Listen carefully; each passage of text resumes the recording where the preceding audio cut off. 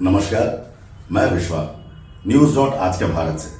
आज का भारत ये चैनल हमने इसलिए बनाया ताकि देश की अच्छाई और देश की सच्चाई लोगों के सामने लेके आ जा सकें। इसलिए हम कहते हैं आज का भारत, सीधा सच देश के लिए।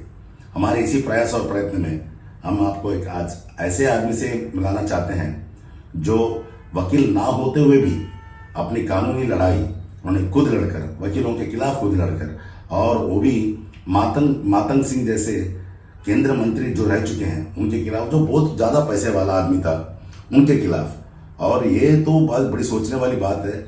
ये जो प्रसन्नजीत चक्रवर्ती जी हैं, मातंग सिंह जी के पास काम करते थे उन्हीं के दफ्तर में, और ऐसी क्या घटना हो गई थी, ऐसे क्या कारण थे जिनके वजह से इनको ये युद्ध और ये मुहिम छेड़नी पड़ी। आइए हम सुन के प्रसन्नजीत चक्रवर्ती जी से सुनते हैं कि ये सफ़र उनका कैसा रहा है और इस सफ़र में उन्होंने क्या क्या देखा है। आइए हम मिलते हैं प्रसन्नजीत चक्रवर्ती जी से। नमस्कार प्रसन्नजीत जी। नमस्कार। देखिए विश्व जी, आप तो आपने अभी 21 के बारे में बताया। आप एक बार सोचिए कि ये केस कैसा होगा जिसके लिए आज 2017 में केस खत्म हो गया और आज 2024 भी जा रहा है, आप इसको लेकर इंटरव्यू कर रहे हैं।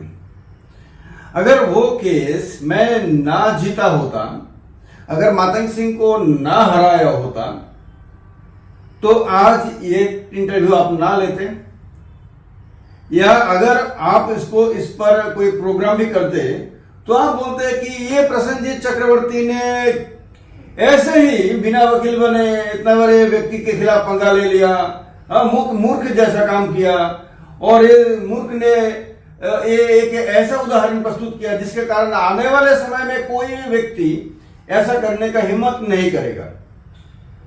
तो अब इससे ही पता चले कि कितना बड़ा काम क्या है कि 7 साल बाद भी आज आप इस विषय को लेकर इंटरव्यू करने की आप जरूरत महसूस कर रहे हैं। सर, वजह ये सिंपल सी बात है।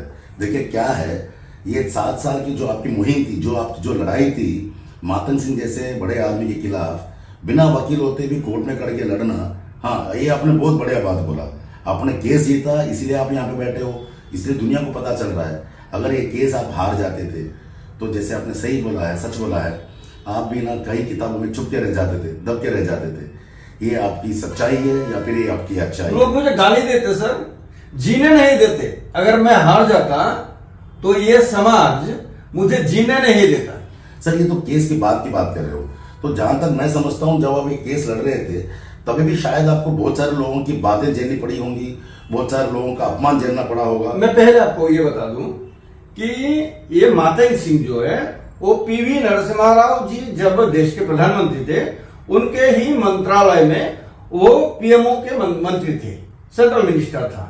तो पहले ये समझ लीजिए कितना बड़ा पॉलिटिकल वो पावर सेंटर था।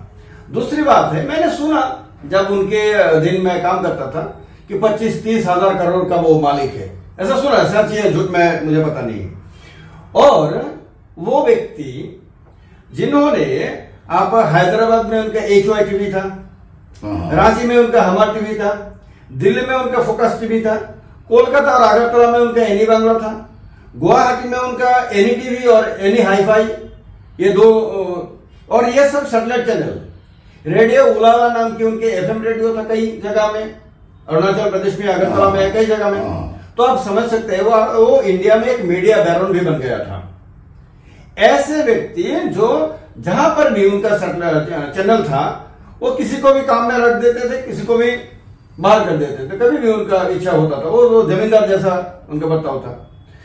कहीं पर भी उनके किसी भी अन्याय के खिलाफ, किसी भी गैर कानूनी कार्य के खिलाफ किसी ने कहीं पर भी आवाज नहीं उठाया। सर, खड़ा होना तो दूर की बात, आवाज नहीं वो उठाया। एकमात्र त्रिपुरा में उनको ऐसा एक व्यक्ति मिला, प्रसन्नजीत चक्रवर्ती नाम की, जिसने खड़ा होकर बोला नहीं ये अन्याय है, ये देश के कानून के खिलाफ है, इसके खिलाफ आवाज उठाना पड़ेगा।